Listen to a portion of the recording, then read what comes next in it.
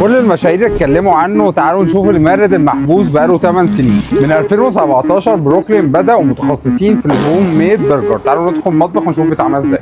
تعالوا نلبس الاوفر هيد. الاحتياط امان جدا ومهم. غيروا العيش بتاعهم وطوروه لعيش بوتيتو. اشهر حاجه عندهم الهوم ميد برجر، مشهورين بيه قوي.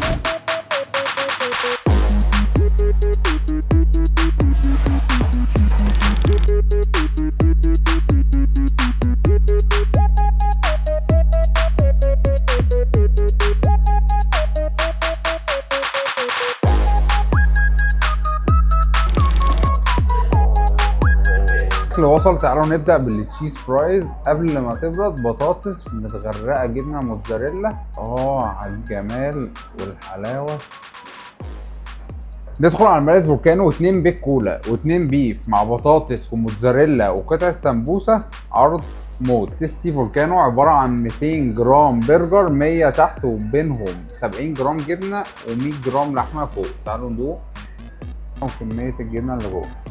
تطور فظيع وطعم اللحمه اتحول 180 درجه مع العيش البوتيتو. روعه.